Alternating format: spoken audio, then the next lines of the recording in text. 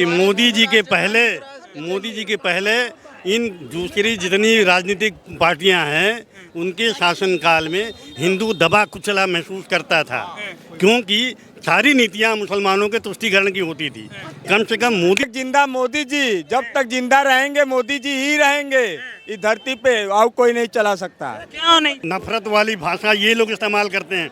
हर दिन आरएसएस को गाली देंगे, हर दिन जो है हिंदूवादी संगठनों को गाली देंगे, हर दिन जो है मोदी को गाली देंगे। मोदी के लिए मोदी जी पूरे भारत के प्रधानमंत्री हैं, किसी एक कम्युनिटी के प्रधानमंत्री नहीं है। और तुम प्रधानमंत्री गांधी कहते हैं देश का युवा बदलाव चाहता है, क्या कहेंगे इसको लेकर? राहुल गांधी से तो हो ही नहीं सकता है कि देश का बदलाव कर सकता है, क्योंकि वो तो आलू से सोना निकालता है। वो विदेशों से पढ़ा था, हमारे मोदी जी भारत से पढ़ करके वो युवाओं को हौसला दे रहे हैं। कांग्रेस के सरकार में 70 साल में हमारे सैनिक एक भी युद्ध नहीं लड़ते थे, उनके लिए नुक्के बैठना पड़ता था। आज हमारे मोदी के राज में पुलवामा हमला में 44 सेनाओं के बदले में 200 पाकिस्तानियों को मारा गया था मोदी के बदौलत, और दूसरा सरकार रहता तो उसमें दम नहीं था। कोरोना ऐसा महामारी में मोदी ने सपोर्ट किया था। आज पाकिस्तान में भूख मर रहे हैं, मोदी जैसे प्रधानमंत्री मांग रहे हैं। मैं बिहार के रहने वाले हूँ, मुझे गर्व नहीं है कि बिहार से हूँ, क्योंकि वहाँ का सरकार अच्छी नहीं है। हम तो चाहता हूँ कि भाजपा की सरकार बिहार में आए, योगी जैसा मुख्यमंत्री बिहार में बने। मुझे ये प्राउड फील होता है। मेरे बिहार का इतना गंदगी कर दिया है ना नीतीश कुमार ने राजनीतिक तौर से कि कुछ ही नहीं बता सकता हूँ। मुझे गर्व नहीं है कि मैं बिहार से हूँ, इतना गंदा कर दिया है मोदी जैसा। प्रधानमंत्री बनना चाहते हैं, वो कह रहे हैं देश को संभालेंगे। अब तो हमको लगता है 2024 में अगर विधायक के भी वोट जीत गया ना तो नामुमकिन ही नहीं है, क्योंकि उसमें योग्य नहीं है।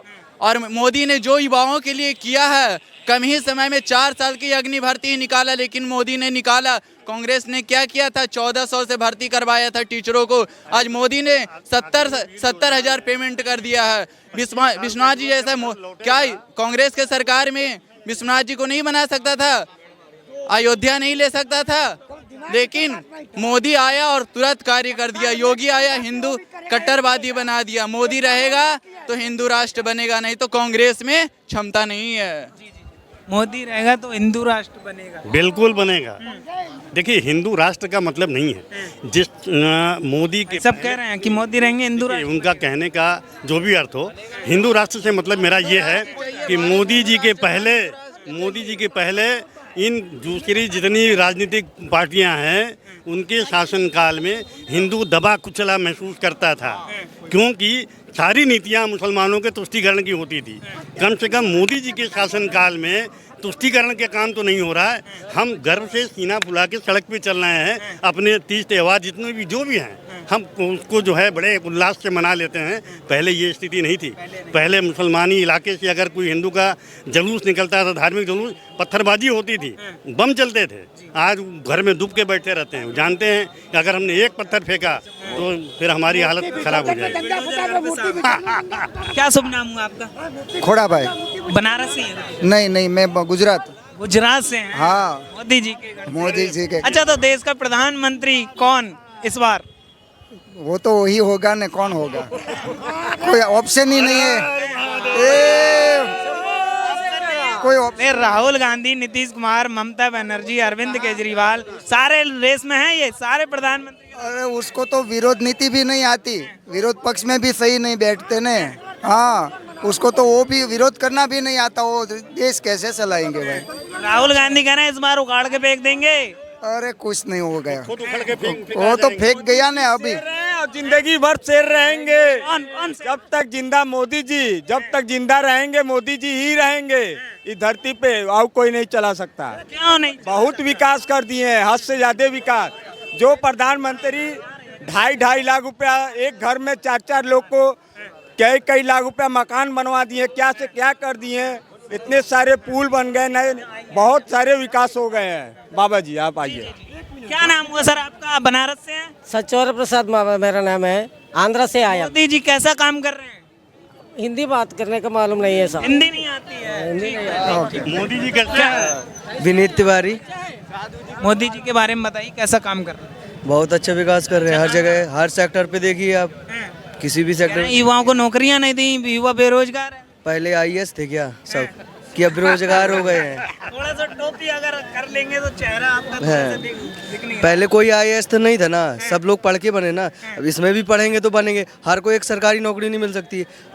एक दिन पे 94,000 या 95,000 बच्चा पैदा होते हैं इंडिया पे, तो हर को नौकरी थोड़ी मिल जाएगी। राहुल गांधी कहते हैं हमें मौका दीजिए, हम नौकरियां देंगे, रोजगार का 70 साल से महंगाई कम करेंगे, देश को आगे ले जाएंगे, हम चलाना जानते हैं देश को, राहुल गांधी कहते हैं।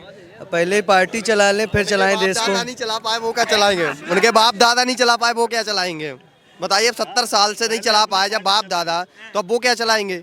70 साल से उस समय सोने की चिड़िया कहा जाता था भारत को, और आज क्या था जब मोदी जी को सरकार मिली, कुछ नहीं था। लेकिन आज की स्थिति में देखिए, अब 10 साल में उन्होंने ये कर दिया, पहले भारत कर्ज में था, लेकिन आज भारत भी दूसरों को दे रहा है, दूसरों को कर रहा है, दूसरों की मदद कर रहा है, दूसरे देशों की। तो कौन अच्छा था, मोदी था कि वो थे? आप बताइए, आप ही लोग।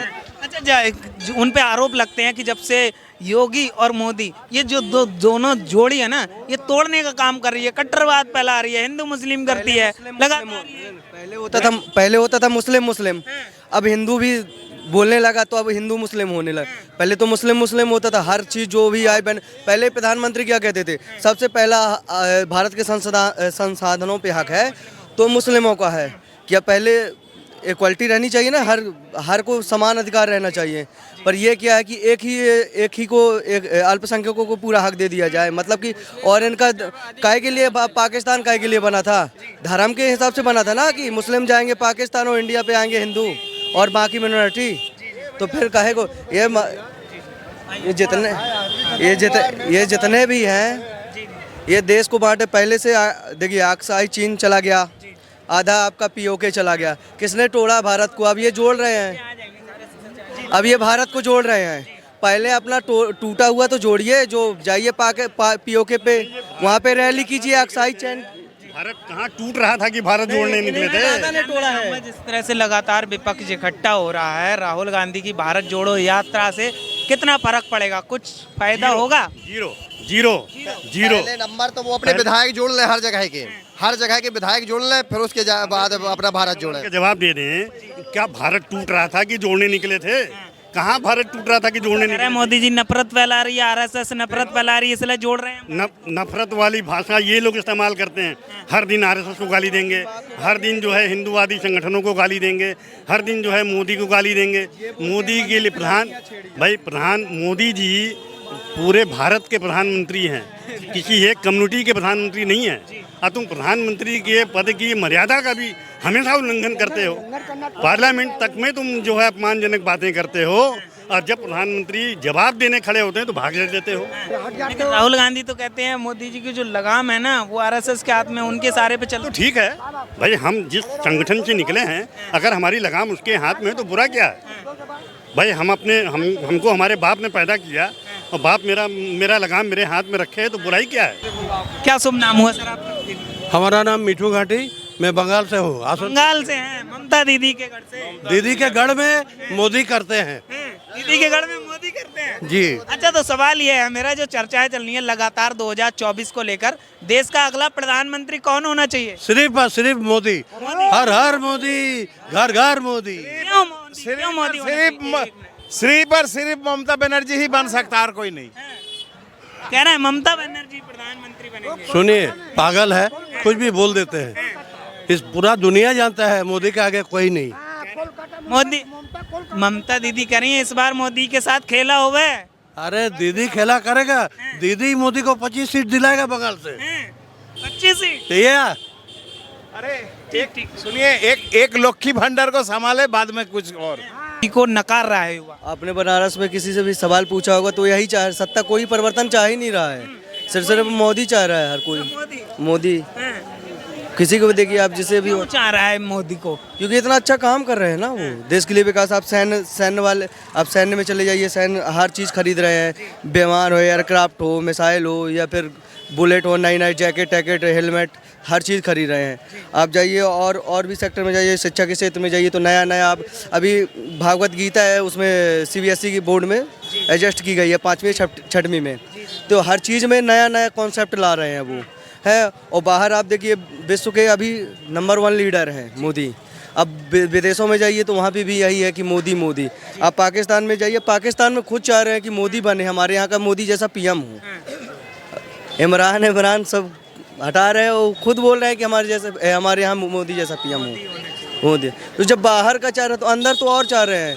कुछ ऐसे लोग हैं जो देश को तोड़ना चाहते हैं और देश के खिलाफ गतिविधियों में शामिल है, वही लोग चाह रहे हैं। अब आपने बोला कि आरएसएस, कहीं देखा है आरएसएस को पत्थर चलाते हुए, या उनके जो संगठन में रहते हैं उनको पत्थर चलाते हुए देखा?